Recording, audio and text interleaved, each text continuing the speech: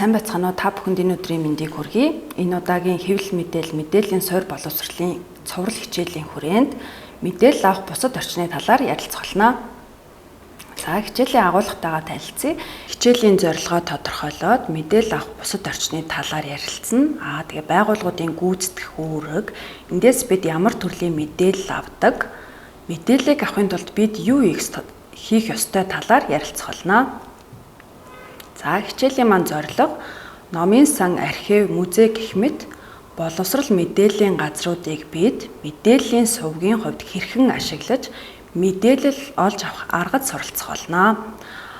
Бид бүхэн өдөр тутмын амьдралдаа хэвлэл мэдээллийн хэрэгсэл сошиал орчноос маш их мэдээллийг авдаг.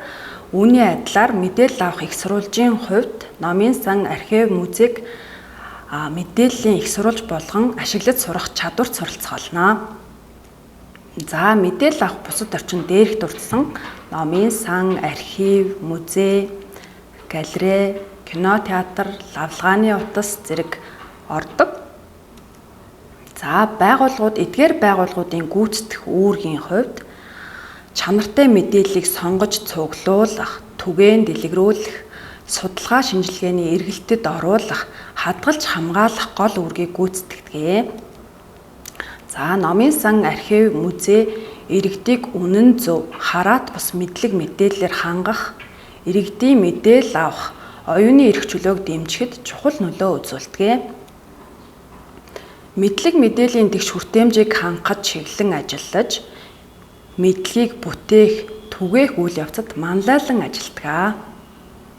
За номын сангийн талаар дэлгэрүүлэн ярилцъя. Эндээс бид ямар мэдээллийг авдаг, хэрхэн харилцах талаар чадварт суралцгаална. За номын сангийн тухай хуулийн 3.1-д зааснаар номын сан гэж уншигчид тодорхой хугацаанд ашиглуулах зориулалттай сан хөмрөг бүхий мэдээлэл, соёл боловсролын үйлчилгээг үзүүлж байгаа байгууллага нэгжийг хэлнэ гэж тодорхойлсон байна. За тэгээ Монгол улсын хэмжээнд нийт 348 номын сан үйл ажиллагаа явуулж байна.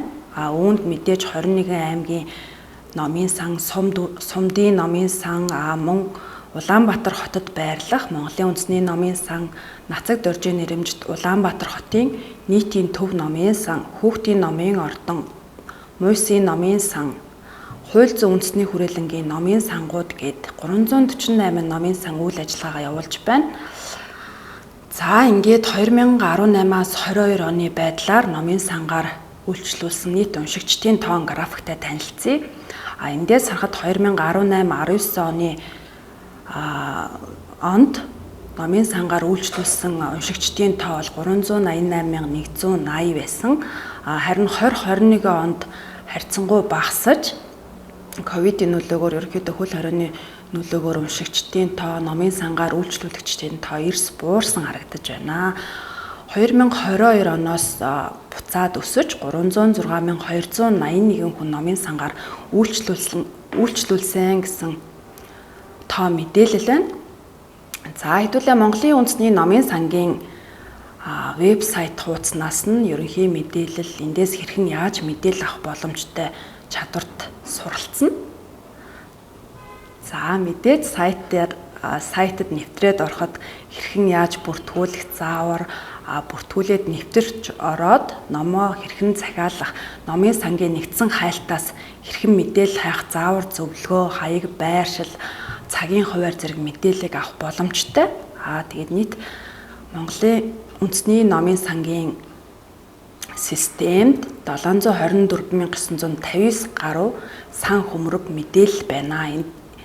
Эдгээр мэдээлэл дундаас бид каталог ашиглан өөрт хэрэгтэй мэдээллийг захимаар болон бичлэн очиж авч үйлчлүүлэх боломжтой. За тэгээд доор холбоосоор мэдээллийн сайт руу норж мэдээлэл авах боломжтой.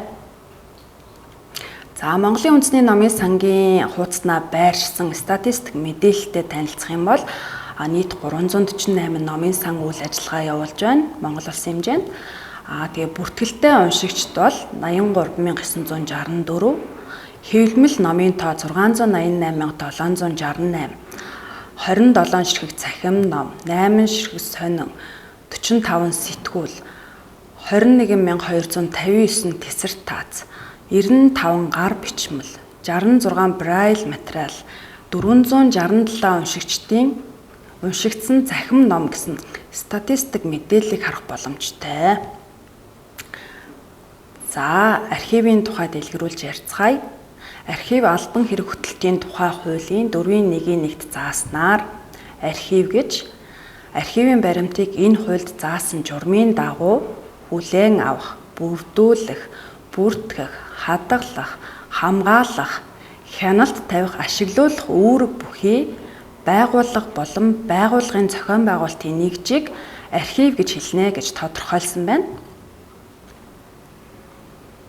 За, Монгол улсын хэмжээнд төрөлжсөн 6, тусгай 8, аймаг нийслэлийн 22 архив үйл ажиллагаа явуулж байна.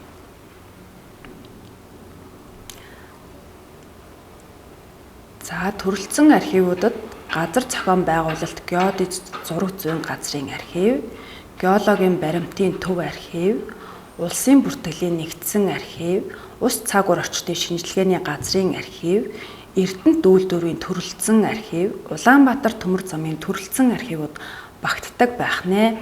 За, эндээс Эрдэнэт үйлдвэрийн төрөлцсөн архивын сайт руу ороод хэрхэн яаж мэдээлэл авах талаар бүгдээрээ дэлгэрүүлж харъя. За, төрөлцсөн архивын түүх, анх хэдэн онд архив байгуулагдаж байсан талаар мэдээлэл сайтанд нь байршсан байсан. За, Монгол зөвлөлтийн засгийн газар хоорондын 1973 оны 11-р сарын хэлэлцээрийн дагуу хамтарсан уул уурхайн баяжуулах, Эрдэнэт үйлдвэр болон Эрдэнэт хотыг барьж байгуулах ажил эхэлсэн цаг үеэс тус үйлдвэрийн бичиг баримт, техник барилгын зураг төслийн материал хуримтлагдаж ирсэн. Тэгээд 1974 оны 9-р сарын 30-ны өдрийн 08:05 тушаалаар архивыг анх байгуулж байсан төвхтэй байна. За, тэгээд Эрдэнэт үйлдвэрийн төрөлцсөн архивын сайт руу орох юм бол мэдээж онлайнаар тодорхойлолт, мэдээлэл, авалгаа, архив авах боломжтой. За, тусгай 8 төрлийн архивд болохоор гадаад харилцааны төв архив, батлан хамгаалахын яам, хил хамгаалах ерөнхий газар, цагдаагийн ерөнхий газар, эрүүгийн иргэний төв архив, тагнуулын ерөнхий газрын тусгай архив, шүүхийн шийдвэр гүйцэтгэх ерөнхий газрын төв архив болон шүүхийн тусгай архивууд багтдаг байх нэ. Эндээс өөрт хэрэгцээтэй мэдээллийг сайт руу нэвтэрч ороод онлайнаар болон лавлах утсаар нь тодруулаад авах боломжтой. За, аймаг нийслэлийн архивын хувьд бол нийслэлийн 9 дүүрэгт байрлах архив, аймагуудад байрлах архивууд байна. За, тэгээ мэдээж 21 аймгийн архив нь өөрсдөө аймаг тус бүрийн сумдын архивыг нэгтгэн мэдээлэл авалгаа өгдөг ах нэ.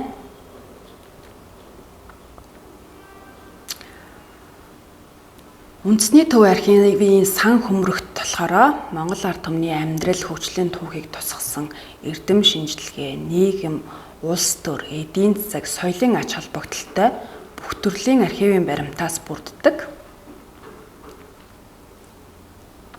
За, тэгээ эндээс бид бүхэн мэдээж өөрт хэрэгтэй мэдээлэл авалгаа үйлчилгээг авах, бид бүхний хадгалагдсан материал архивуудыг нэгтгэн хадгалан сан хөмрөг үүсгэн ажилдаг ах нэ. За, музейн тухай дэлгэрүүлж ярилцъя. Музейн тухай хуулийн 4.1-т зааснаар музей гэж соёлын үнэт зүйлийг бүртгэх, цуглуулах, хадгалж хамгаалах, судлах, сурталчлах, түгээн дэлгэрүүлэх чиг үүрэг бүхий ашигын төлөө бус соёл эрдэм шинжилгээний байгууллагыг хэлнэ гэж тодорхойлсон байна. За, тэгээд Чингис хааны үндэсний музей, Монголын үндэсний музей, байгалийн түүхийн музей, Богд хааны ордон музей гэд өөр өөрийн онцлогтой, өөр өөрийн төрөлтэй үнэт зүйл агуулсан тийм музейгүүд үйл ажиллагаа явуулдаг. Богд хааны ордон музейн хувьд бол Богд хааны амьдрал ахуй, эдэлж хэрглэж исэн дээл хувцас зэргийг агуулсан музей байдаг. Тэгээд дүрслэх урлагийн музей, театрын музей, Зан озрын нэрэмж дүрслэх урлагийн музей, Угсаатны зүүн музей, бүр цагдаагийн музей, Монгол цэргийн музей гээд үйл ажиллагаагаа явуулдаг. Мөн аймагуудад Баян-Онгор аймагт шинэ байгалийн түүхийн музей зэрэг аймагуд өөрсдийн гэсэн музейтэй байна.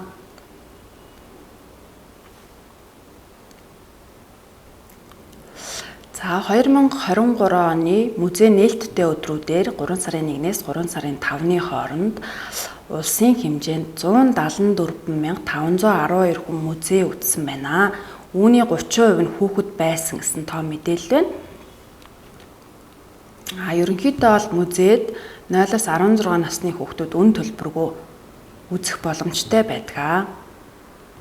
За бүгдээрээ Чингис хаан үндэсний музейн тухай багахан мэдээлэл авцгаая. 2019 онд ерөнхий сайд хөрөл сүхийн шийдвэрээр байгуулагдсан Тус музейд нүүдэлчдийн анхны төр тулс Хүннүүгийн эзэн тулсыг үндэслэгч модын шаниугаас эхлээд 20 дугаар зууны ихэнх хүртэлх Монголын төр тулсуудын хаад язгууртны үйл ажиллагаа эдэлж хэрэглэж байсан эд үлгийн зүйлс томоохон бодит үйл явдлыг харуулах 10,000 гаруй их үзмрийг орчин үеийн дэвшилтэт технологи ашиглан уран зураг, гар зураг, баримл, тархины урлал, оёдол, хатгамал, макетаар дэглэн үзүүлсэн байдаг. Тэгээд Чингис хааны үндэсний музейний 9 давхартай та бүхэн мэдээллийн сайтаар нь ороод давхар бүрт ямар үзмрүүд байршдаг, цагийн хуваар гэд мэдээлэл авах боломжтой. За галерей.